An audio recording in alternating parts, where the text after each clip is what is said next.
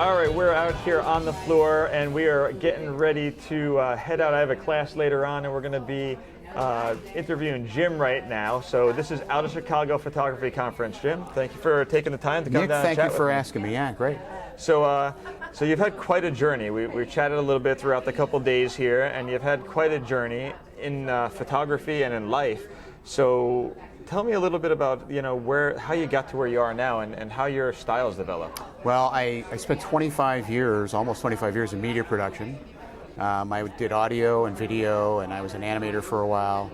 And when my marriage broke up, I lost everything and ended up in rehab, hit bottom, and photography was really my way out.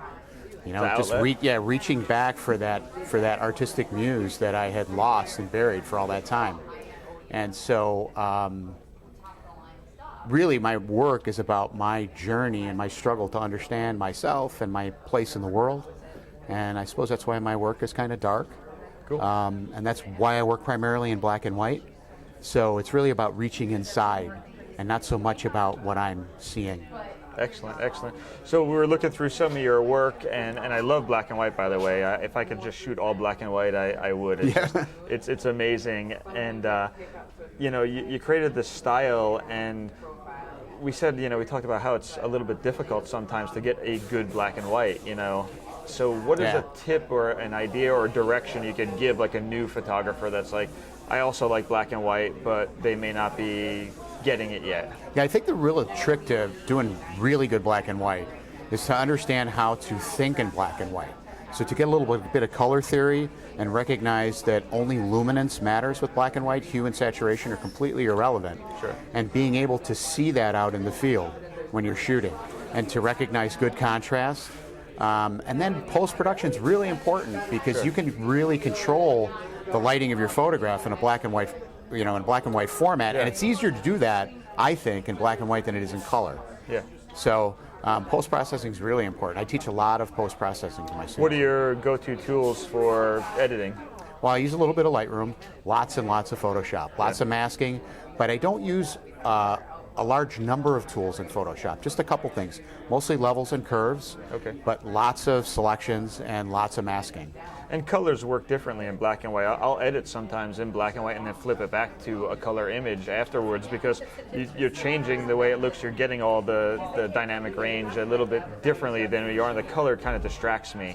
So if you have a lot of color in your image, so I've done that. Have you ever done that? Kind of go back and forth? So you just flip the blend mode of the black and white layer to luminance, and then you get all of the great contrast that you created and all the tonal variation that you created in that color version, and you can always tone that down a little bit if you want, but it ends up looking really dramatic. Yeah, exactly.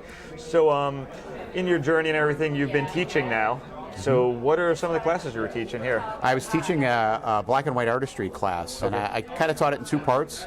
I did a workshop early on, and then I've got a couple of presentations on how to see in black and white, but really I'm talking about vision and how it's important for photographers to give themselves permission to do work that's meaningful to them, and not just to follow everybody else's style. Sure. Although it's okay to emulate other artists, we all do it. It's part of the journey of mastering your craft. Yeah. But it's important to find your own voice. And that's what makes your work unique, right? I agree, yeah. I agree. It's something when I teach people in Photo 101, I'm telling them that too. Start there because you don't want to get too far down the path and just be a photocopy of someone else. Right.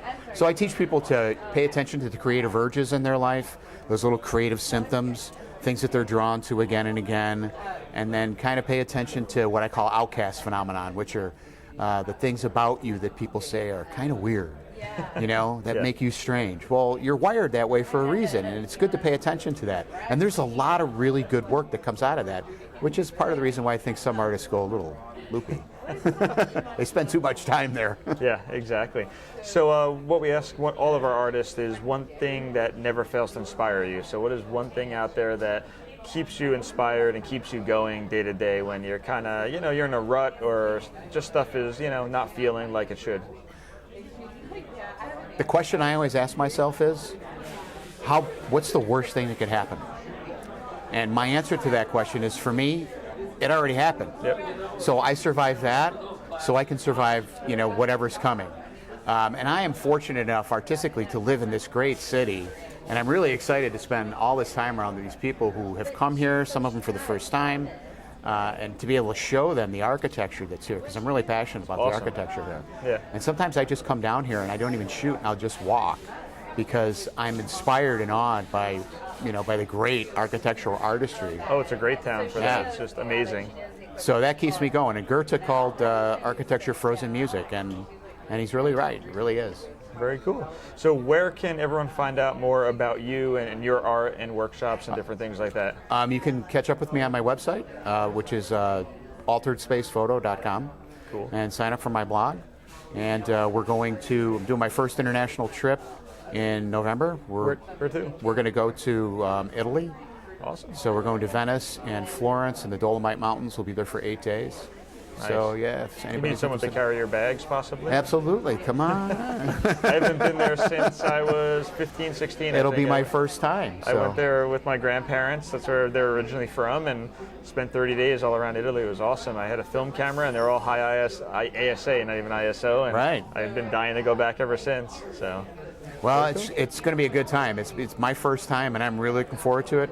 My partner on the trip, James Cole, has shot in Venice probably 7 or 8 times, so he knows the area really well. Awesome. It's funny, when the first time I met with him about doing this, he showed up with a laminated map with all these Post-it notes on it. And he said, we're going to shoot here and here and here and here. So we have 18-hour days planned out for 8 days. It's going to be great. No sleep. You don't need sleep. Well, I could sleep here. I'm not going to sleep there. Awesome. Well, thank you for taking the time today. Thank you so much, Nick. Have a great rest of your day. Thank you. And conference out here. It's great.